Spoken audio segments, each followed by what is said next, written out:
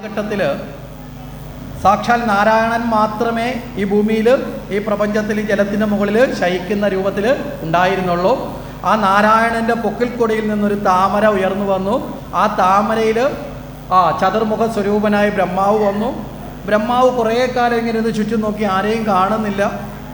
എടാ, ഞാൻ എന്തിനാടാ ഇവിടെ വന്നത്, എന്താ കാരണമെന്ന് അന്വേഷിച്ചു. അപ്പോഴാണ് ഒരു അശരീരി പോലൊരു ശബ്ദം കേട്ടു. തപ തപ എന്നൊരു വാക്ക് കേട്ടു. ബ്രഹ്മാവ് തപസ് ചെയ്തു. ആ തപസ് ദീർഘകാലം നീണ്ടു. അങ്ങനെ നീണ്ടു നിൽക്കുന്ന അവസ്ഥയിൽ ബ്രഹ്മാവ് തൻ്റെ ഉൽപ്പത്തി കാരണത്തെ അന്വേഷിച്ചു. ഉൽപ്പത്തി കാരണത്തെ അന്വേഷിച്ച് നേരെ പോകുമ്പോൾ ആരെ കണ്ടു? സാക്ഷാൽ നാരായണനെ കണ്ടു. മനസ്സിലായില്ലേ? ആ നാരായണനോട് ചോദിച്ചു, ഈ പ്രപഞ്ചത്തിൽ എന്തിനാണ് എന്നെ സൃഷ്ടിച്ചത്? അപ്പോൾ പറഞ്ഞു, സൃഷ്ടികർമ്മങ്ങൾ നടത്തുന്നതിനാണ് എന്ന് പറഞ്ഞു. ആ കർമ്മങ്ങളൊക്കെ നടത്തുന്ന സമയത്ത് സാക്ഷാൽ ഈ പ്രപഞ്ചത്തിൻ്റെ ഈ യുഗധർമ്മ തത്വത്തെക്കുറിച്ച് ബോധ്യപ്പെടുത്താൻ ഈ പ്രപഞ്ചത്തിൻ്റെ പരമമൂല കാരണസ്വരൂപനായ തൻ്റെ സ്വരൂപത്തെക്കുറിച്ച് ഭഗവാൻ നാരായണൻ ആർക്കുപദേശിച്ചു? ബ്രഹ്മാവിനെ ഉപദേശിച്ചു.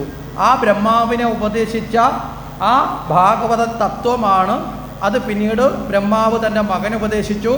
ആ മകനായ നാരദൻ അതാർക്ക്? വ്യാസൻ ഉപദേശിച്ചു. വ്യാസൻ ഉപദേശിക്കുന്ന സമയത്ത് അത് 4 ശ്ലോകമായിട്ടാണ്, ചതുശ്ലോകീ ഭാഗവതം. മനസ്സിലായില്ലേ? അവിടെ ഈ പറയുന്ന ഇത്രയും കഥാപാത്രങ്ങളുടെ പേരുകളൊന്നുമില്ല.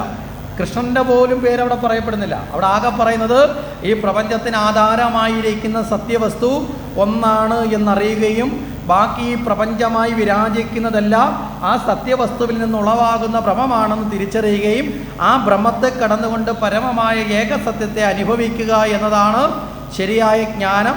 ആ ശരിയായ ജ്ഞാനം നേടാത്തവരെന്ത് ചെയ്യും? ഈ പ്രാപഞ്ചിക വിഷയങ്ങളിൽ കിടന്ന് വലയുകയും അതിൽപ്പെട്ട് ഉഴലുകയും ചെയ്യും. അവിടെയാണ് മായ എന്ന പ്രക്രിയ ഉണ്ടാകുന്നത്. മായ എന്ന് പറയുന്നത് ഏതെന്നാണോ ഇല്ലാത്തതിനെ ഉള്ളതായി കാണിക്കുന്നതും ഉള്ളതിനെ ഇല്ലാത്തതാക്കി കാണിക്കുന്നു, അതിനെന്ത് പറയും? മായ എന്ന് പറയും. മനസ്സിലായില്ലേ? ഉള്ളതിനെ ഇല്ലാതാക്കി കാണിക്കും, ഇല്ലാത്തതിനെ ഉള്ളതായും കാണിക്കുന്നത് മായയാണ്. ഈ മായയെ കടക്കണമെങ്കിൽ പരമമായ ജ്ഞാനത്തെ നേടണം. ആ പരമമായ ജ്ഞാനത്തെയാണ് ഭഗവത് സ്വരൂപമാകുന്ന തത്വം എന്ന് പറഞ്ഞ് ചതുശ്ലോകി ഭാഗവത ആർക്ക് ഉപദേശിക്കുന്നത്? അവിടെ നാരദർക്ക് കിട്ടിയത് നാരദർ വ്യാസന് ഉപദേശിച്ചു കൊടുക്കുന്നത്. ഇനി നാരദരുടെ ശ്രേഷ്ഠത ഇതുകൊണ്ട് മാത്രം തീരുന്നുണ്ടോ? നാരദ ശ്രേഷ്ഠത ഇതുകൊണ്ട് മാത്രം തീരുന്നുണ്ടോ? ഇല്ല. നാരദരുടെ ശ്രേഷ്ഠതയെക്കുറിച്ച് നമ്മൾ ചിന്തിച്ചു കഴിഞ്ഞാൽ നാരദർ സർവ്വസമയത്ത് നാരായണ നാമം ജപിക്കുന്നതാണെന്ന് മുമ്പേ സൂചിപ്പിച്ചു. ഇനി ആ നാരദരാണ് ഈ 18 പുരാണങ്ങളിൽ ഏറ്റവും കൂടുതൽ തത്വങ്ങളെ, ഇനി ഭക്തിയെക്കുറിച്ച് ഏറ്റവും കൂടുതൽ നിർവചിച്ചിട്ടുള്ളത് ആരാണ്? നാരദരാണ്. ഭക്തിയെക്കുറിച്ച് അല്ലേ? ഭക്തിയെക്കുറിച്ചിട്ട് നാരദ ഭക്തിസൂത്രം എന്ന് പറയുന്ന ഒരു ഗ്രന്ഥം തന്നെയുണ്ട്. നാരദർ ഭക്തിയെക്കുറിച്ച് വ്യാഖ്യാനിച്ചിട്ടുണ്ട്. ഇനി 18 പുരാണങ്ങളിൽ ഒരു പുരാണം ആരുടെ പേരില്ല? നാരദരുടെ പേരിൽ തന്നെയാണ്. മനസ്സിലായില്ലേ? ഇവിടെ വിഷ്ണു പുരാണം ഉള്ളതുപോലെ, കൂർമ്മപുരാണം ഉള്ളതുപോലെ, മത്സ്യപുരാണം ഉള്ളതുപോലെ, ഗരുഡ പുരാണം ഉള്ളതുപോലെ, ശിവപുരാണം ഉള്ളതുപോലെ, ദേവീ ഭാഗവതം ദേവീ പുരാണം ഉള്ളതുപോലെ തന്നെ ഒരു പുരാണം നാരദ പേരിലുണ്ട്. അപ്പോൾ നാരദർ മോശക്കാരനായിരിക്കുമോ? മനസ്സിലായോ? അപ്പോൾ ഇനി നാരദരെ നമ്മൾ പരദൂഷണം പറയുന്ന ആളെന്ന് വിളിക്കുന്നത് ശരിയാണോ? നാരദ് പരദൂഷണം പറയുന്ന ആളല്ല, പരഭൂഷണം പറയുന്ന ആളാണ്. മനസ്സിലായില്ലേ? ഭ എന്ന ശബ്ദത്തിലെടുക്കണം. പരഭൂഷണം പറയുന്ന ആളാണ്. പരദൂഷണം എന്ന് പറഞ്ഞാലോ? പരൻ എന്ന് പറഞ്ഞാൽ ആരാ? പരൻ പരൻ എന്ന് പറഞ്ഞാൽ ഈശ്വരനാണ്. മനസ്സിലായില്ലേ? നമ്മൾ ഒരാൾക്ക് നേരെ കുറ്റം പറയുമ്പോൾ നമ്മൾ ദുഷിപ്പിക്കുന്നത് ആ വ്യക്തിയെയല്ല, ആ വ്യക്തിയുടെ ഉള്ളിൽ കുടികൊള്ളുന്ന ഈശ്വരനെയാണ്. നമ്മളിപ്പോൾ ഒരാൾക്കിടെ അടുത്ത് നമസ്തേ പറയുമ്പോൾ നമ്മൾ എന്താ ചെയ്യുന്നത്?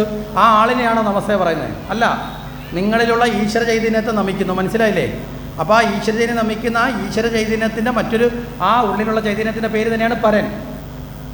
ആ പരനെ ദുഷിപ്പിക്കലാണ് പരദൂഷണം. ആ പരനെ പുകഴ്ത്തലാണ്, ശോഭിപ്പിക്കലാണ് പരഭൂഷണം. മനസ്സിലായില്ലേ? ആ പരഭൂഷണമാണ് ആര് ചെയ്യുന്നത്? നാരദര്. നാരദര് ഇടപെട്ട സ്ഥലത്തെല്ലാം നിങ്ങളൊന്ന് സഞ്ചരിച്ച് നോക്കേ.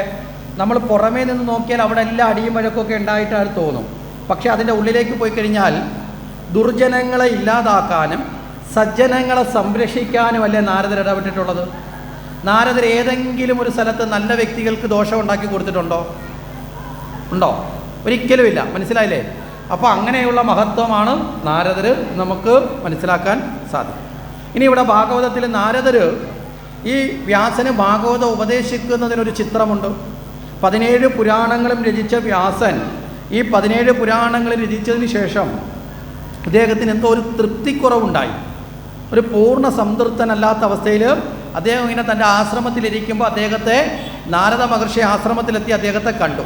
നാരദ മഹർഷി ചോദിച്ചു, അങ്ങ് എന്താണ് ഇത്രയും ഒരു ദുഃഖഭാവത്തിലിരിക്കുന്നതെന്ന് ചോദിച്ചു. എല്ലാവർക്കും ധർമ്മത്തെ ഉപദേശിക്കുന്ന അങ്ങേക്ക് എന്തോ ഒരു മനസ്സിനൊരു ക്ലേശം ഉള്ളതുപോലെ തോന്നുന്നുണ്ടല്ലോ, എന്താണ് കാരണം എന്ന് ചോദിച്ചു. ആ കാരണത്തെക്കുറിച്ച് ചോദിക്കുമ്പോൾ വളരെ കൃത്യമായിട്ട് അദ്ദേഹം പറയും, അല്ലയോ നാരദ മഹർഷി, അങ്ങേക്ക് അറിയാത്തതായി ലോകത്തൊന്നുമില്ല എന്ന് എനിക്കറിയാം. എങ്കിലും അങ്ങ് ചോദിച്ച സ്ഥിതിക്ക് ഞാൻ പറയാം. ഞാൻ ഇതുവരെ ഈ വേദങ്ങളെ പകുത്തു, ഉപനിഷത്തുകൾ രചിച്ചു, സൂത്രം രചിച്ചു, മഹാഭാരതം രചിച്ചു, 17 പുരാണങ്ങൾ രചിച്ചു, എന്നിട്ടും ഒരു പൂർണ്ണത അനുഭവപ്പെടുന്നില്ല. ആ സമയത്താണ് ഈ നാരദ മഹർഷി പറഞ്ഞത്, ഹേ വ്യാസഭഗവാനെ, അങ്ങ് ഭക്തിരസാനന്ദപ്രദമായ നിലയിൽ കൃഷ്ണചരിതം വർണ്ണിച്ചിട്ടില്ല. അതുകൊണ്ട് അങ്ങ് എന്ത് ചെയ്യണം? ആ കൃഷ്ണചരിതത്തെ അങ്ങ് വേണ്ടുവോളം വർണ്ണിക്കാൻ പറഞ്ഞു. അങ്ങനെയാണ് ആ ചതുശ്ലോകി ഭാഗവത്തെ ഉപദേശിച്ചു കൊടുക്കുന്നത്. അങ്ങനെ കൃഷ്ണചരിതം വർണ്ണിക്കാൻ വേണ്ടി ആര് തയ്യാറാകുന്നു? വ്യാസൻ തയ്യാറാകുന്നു. ഇനി ഈ ഭാഗവതത്തിൻ്റെ പ്രത്യേകത എന്താണെന്ന് ചോദിച്ചാൽ, ഈ 17 പുരാണങ്ങളും രചിച്ചതിന് ശേഷമാണ് ഭാഗവതം രചിക്കപ്പെടുന്നത്. ഈ 17 പുരാണങ്ങൾ രചിക്കുമ്പോൾ പുരാണ ലക്ഷണം എന്ന് പറയുന്ന 5 ലക്ഷണങ്ങളാണ്. സർഗം വിസർഗം എന്ന് തുടങ്ങി 5 ലക്ഷണങ്ങളാണ്. ഈ 5 ലക്ഷണങ്ങൾ കൊണ്ട് 17 പുരാണം ചമച്ച വ്യാസൻ ഭാഗവത രചനയിൽ മാത്രം 10 ലക്ഷണങ്ങൾ ചേർത്ത് പിടിച്ചു. മനസ്സിലായില്ലേ? അപ്പോൾ 10 ലക്ഷണങ്ങളോട് കൂടിയ ഏക പുരാണം ഏതാണെന്ന് ചോദിച്ചാൽ അത് ഭാഗവതമാണ് എന്ന് പറയേണ്ടി വരും. അപ്പോൾ അത്തരത്തിലൊരു പ്രത്യേകത അവിടെ വരും. ഇനി കൃഷ്ണനെക്കുറിച്ച് ഇതിനു മുമ്പ് എവിടെയെങ്കിലും വ്യാസൻ രചിച്ചിട്ടുണ്ടോ? ഇവിടെ പറഞ്ഞു ഭക്തിരസാനന്ദപ്രദമായി കൃഷ്ണനെക്കുറിച്ച് പറയാൻ വിട്ടുപോയി എന്നാണ് പറഞ്ഞത്, അല്ലേ? അപ്പോൾ അല്ലാത്ത രീതിയിൽ, ഭക്തിരസാനന്ദപ്രദമല്ലാത്ത നിലയിൽ കൃഷ്ണൻ്റെ ചരിതം വ്യാസൻ എപ്പോഴെങ്കിലും രചിച്ചിട്ടുണ്ടോ? ഭാഗവതത്തിന് മുമ്പ് മഹാഭാരതത്തിലുണ്ട്. മഹാഭാരതത്തിലൊരു പൗരുഷശാലിയായ ഒരു യോദ്ധാവിനെ പോലെയാണ് അവതരിപ്പിച്ചത്. ഭാഗവതത്തിൽ നമ്മൾ നോക്കിക്കഴിഞ്ഞാൽ നേരെ മഹാഭാരതത്തിന് ഓപ്പോസിറ്റ് വിഷയം പോലെ നമുക്ക് കാണാൻ സാധിക്കും. കാരണം മഹാഭാരതത്തിലെ കൃഷ്ണൻ്റെ മുഴുവൻ കഥകളെയും എവിടെ കൊണ്ടുവന്നിട്ടില്ല? ഭാഗവതത്തിലുള്ള മുഴുവൻ കഥയും എവിടെ കാണാനുമില്ല? മഹാഭാരതത്തെ കാണാനില്ല. ഇവിടെ രണ്ടിടത്തും 2 തലത്തിനനുസരിച്ച് സെലക്ട് ചെയ്തിട്ടുള്ള കഥകളെയാണ് സ്വീകരിച്ചിട്ടുള്ളത്. മനസ്സിലായില്ലേ? 2 സ്ഥലത്തും 2 തലത്തിനനുസരിച്ച് സെലക്ട് ചെയ്ത കഥകളെയാണ് സാഹചര്യത്തിനനുസരിച്ച് സ്വീകരിച്ചിട്ടുള്ളതെന്ന് നമുക്ക് കാണാൻ സാധിക്കും. ഇനി ഇവിടെ അത്തരത്തിൽ വ്യാസൻ ഭാഗവതത്തെ രചിച്ചു. ഇനി ഈ ഭാഗവതത്തിൻ്റെ മഹത്വത്തെ ഒന്നുകൂടി ഒന്ന് ഉയർത്തി കാണിക്കാൻ, ജ്ഞാനത്തിൻ്റെ മഹത്വത്തെ ഒന്നുകൂടി ഒന്ന് പ്രകീർത്തിക്കാൻ വ്യാസൻ സ്വന്തം ചരിതത്തെ തന്നെ നാരദർ ഒരു സാക്ഷ്യപ്പെടുത്തിക്കൊണ്ട് പറയുന്നുണ്ട്. ഇവിടെ എന്താണ് ഈ സ്വന്തം ചരിതത്തെ സാക്ഷ്യപ്പെടുത്തുന്നതെന്ന് ചോദിച്ചാൽ, നാരദർ പറയും, ഞാൻ പൂർവ്വജന്മത്തിൽ ഒരു ദാസീപുത്രനായിരുന്നു. അമ്മയ്ക്ക് ഞാനും എനിക്ക് അമ്മയും മാത്രമേ ഉള്ളൂ. പിതാവിനെ കുട്ടിക്കാലത്തെ നഷ്ടപ്പെട്ടു. അത്തരത്തിലൊരു ജീവിതത്തിലൂടെ മുന്നോട്ട് വരുന്ന വേളയിൽ ആ അമ്മ ജോലി ചെയ്യുന്ന, ദാസി എന്ന് പറഞ്ഞാൽ ഈ വീട്ടുപണിക്ക് പോകുന്ന സ്ത്രീയാണ്. ആ അമ്മ ജോലി ചെയ്യുന്ന ഗൃഹത്തിൽ കുറേ മഹർഷിമാർ വന്നു ചേർന്നു. ഈ മഹർഷിമാരുടെ തീർത്ഥാടനത്തിനൊരു പ്രത്യേകതയുണ്ട്.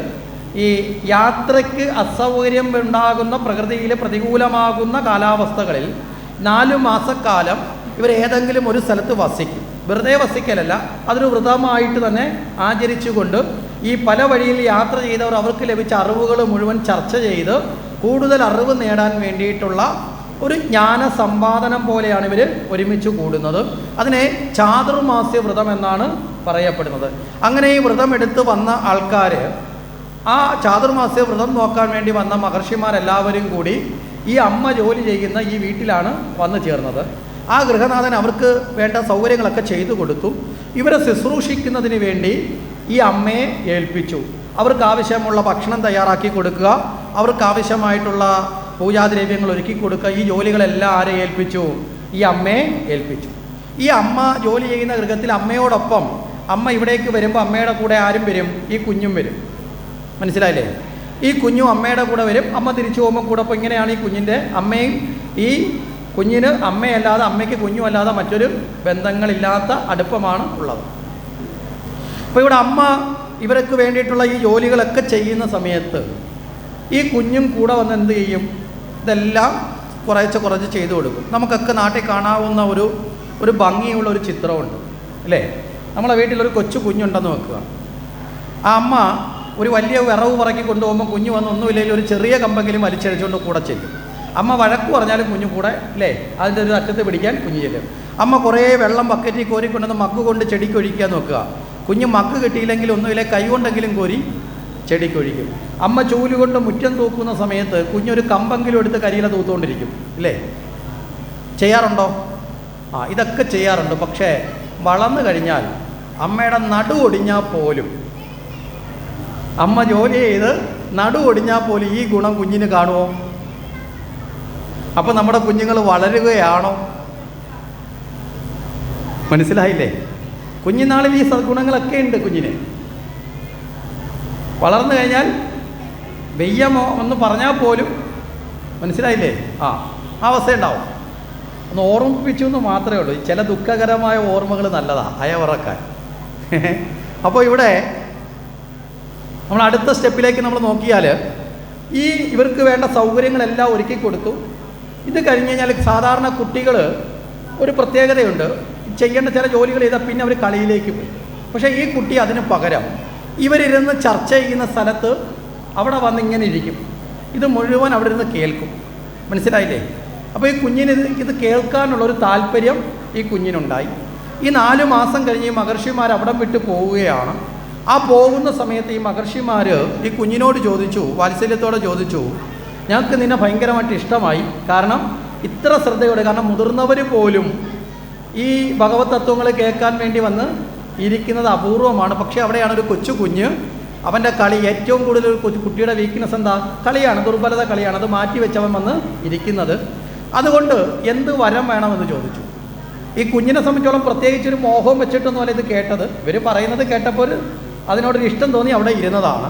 എന്ത് വരം വേണമെന്ന് ചോദിച്ചപ്പോൾ കുഞ്ഞിന് പെട്ടെന്ന് ചോദിക്കാൻ ഉള്ളിൽ തോന്നിയത്, നിങ്ങളിവിടെ ഇരുന്നുകൊണ്ട് പറയുന്ന ഒരാളുണ്ടല്ലോ, ആ ശംഖുചക്ര ഗദാപത്മധാരിയായ ആ ഒരാളുണ്ടല്ലോ, ആ ആളിനെ ഒന്ന് നേരിട്ട് കണ്ടാൽ കൊള്ളാം. മനസ്സിലായില്ലേ? ചോദ്യം സിമ്പിളാണ്, പക്ഷെ അതിൻ്റെ ഉത്തരവോ മഹായോഗിമാർക്ക് പോലും ലഭിക്കാൻ പ്രയാസമുള്ളത് അല്ലേ? യോഗികൃധ്യാനഗമ്യം.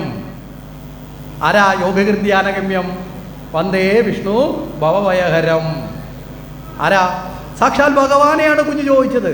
പക്ഷെ ചോദിച്ചത് നിസ്സാരമായിട്ടാണ്. നിങ്ങളെപ്പോഴും ഇവിടെ ഇരുന്ന് പറയുന്നത് ശംഖുചക്ര ഗദാപത്മധാരിയായ ആ ഒരാളിനെ കുറിച്ച് പറയും. എനിക്ക് ആളിനെ ഒന്ന് കണ്ടാൽ മതി.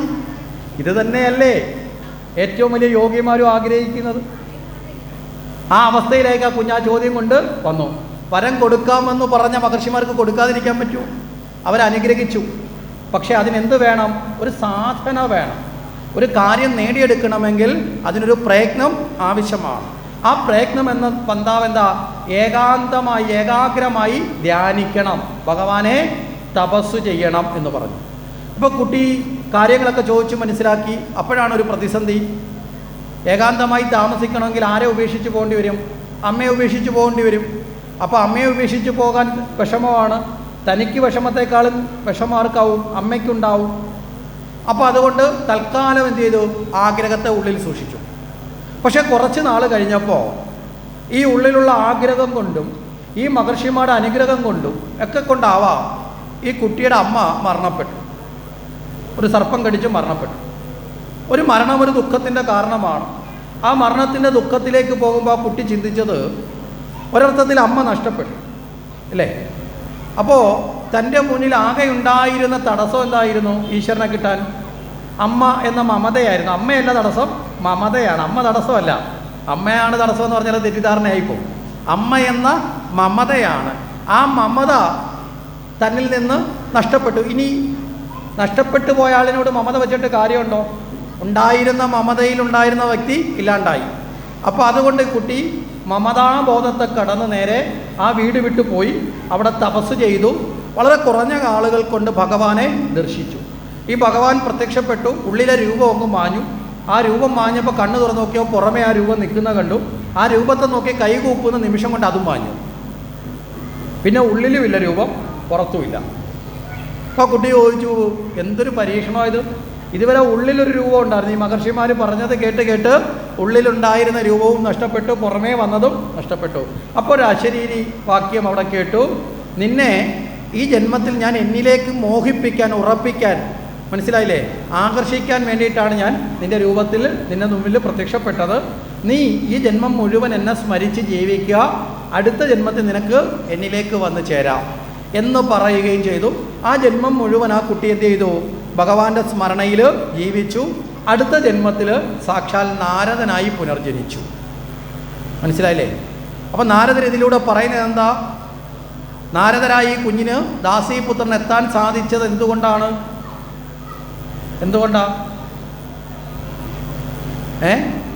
മഹർഷിമാർ അനുഗ്രഹം കൊണ്ടാണോ? അല്ല. പിന്നെയോ, ഭഗവാനെക്കുറിച്ച് കേൾക്കുവാനുള്ള രതി ഉണ്ടായതുകൊണ്ടാണ്. അതിൽ നിന്നല്ലേ തുടക്കം വന്നത്. നേരെ മറിച്ച് ഭഗവാനെക്കുറിച്ച് കേൾക്കാനുള്ള താല്പര്യമില്ലാതായിരുന്നു ആ കുഞ്ഞെങ്കിൽ പോയപ്പോൾ മഹർഷിമാർ നിൻ്റെ ആഗ്രഹം എന്താണെന്ന് ചോദിച്ച് അനുഗ്രഹിക്കാൻ നിൽക്കുമായിരുന്നോ? ഇനി കേൾക്കാൻ ആഗ്രഹമില്ലാതെയും കേൾക്കാതെയും ഇരുന്നു എങ്കിൽ ഈ കുഞ്ഞ് ഒരിക്കലും ശംഖുചക്ര ഗദാപത്മധാരിയായ വിഷ്ണുവിൻ്റെ രൂപത്തെ കാണണമെന്ന് ആവശ്യപ്പെടുമായിരുന്നോ? മനസ്സിലായില്ലേ? അപ്പോൾ കുഞ്ഞിനെ ഇതിനെല്ലാം സാധിപ്പിച്ചത് എന്താണ്? ഈ ശ്രവണമാണ്. മനസ്സിലായില്ലേ? ഭാഗവതത്തിൽ ശ്രവണത്തിൻ്റെ ഏറ്റവും പ്രാധാന്യത്തെ ഉറപ്പിക്കാനാണ് ഈ കഥ വീണ്ടും പറഞ്ഞത്. ശ്രവണമാണ്.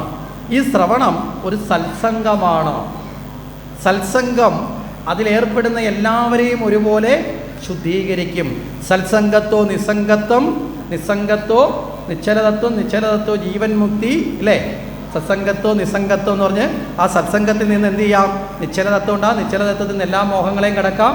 അതിൽ നിന്ന് ജീവൻ മുക്തിയിലേക്ക് എത്താം എന്ന് ശങ്കരാചാര്യരുടെ തത്വത്തെ നമ്മളെടുത്താൽ നമുക്കിവിടെ കാണാൻ. അതുകൊണ്ട് ഭാഗവതം, ഹേ വ്യാസ, ഇതൊരു സത്സംഗമാണ്. മനസ്സിലായില്ലേ? എന്നിട്ട് ഒന്നുകൂടി വർണ്ണിക്കും, ഇതൊരു പഴുത്ത പഴമാണ്. എങ്ങനെയുള്ള പഴം? ഇതിൽ നിന്ന് ഒന്നും കളയാൻ, തൊലി കളയാനില്ല, കുരു കളയാനില്ല, തണ്ട് കളയാനില്ല, ഒന്നും കളയാനില്ലാത്ത ഒരു രസകരമായ ഒരു പഴമാണ്.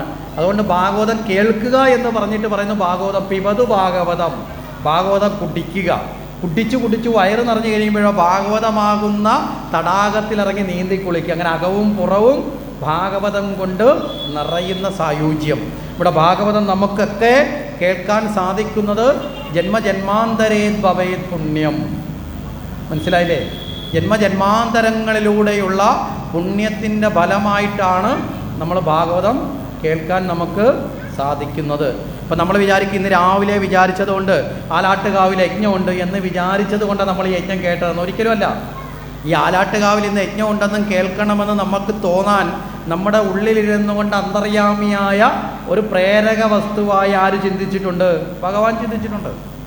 അത് ജന്മജന്മാന്തരങ്ങളിലൂടെ വന്നു ചേർന്ന പുണ്യമാണ്. മനസ്സിലായില്ലേ? അതിൻ്റെ ഫലമായിട്ടാണ് നമുക്ക് ഭാഗവതത്തെ കേൾക്കാൻ സാധിക്കുന്നത്. അപ്പോൾ ശ്രവണം കൊണ്ട് തന്നെ മഹാപുണ്യത്തെ തരുന്നതാണ് ഭാഗവതം എന്നുകൂടി മനസ്സിലാക്കിക്കൊണ്ട് നമുക്ക് തൊട്ടടുത്ത കർമ്മത്തിലേക്ക്